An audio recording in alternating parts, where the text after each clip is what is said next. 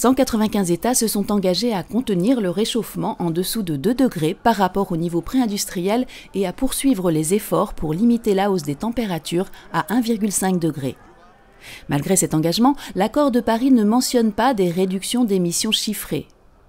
Selon les experts du GIEC, les émissions devraient baisser de 40 à 70% d'ici à 2050 pour pouvoir contenir le réchauffement. Les intentions en matière de réduction d'émissions de gaz à effet de serre que chaque État a formulées seront insérées dans une annexe. Strictement volontaires, ces intentions ne sont pas contraignantes. Le texte prévoit qu'elles soient révisées tous les 5 ans. Autre point important pour les pays en développement, le texte rappelle le principe des responsabilités communes mais différenciées.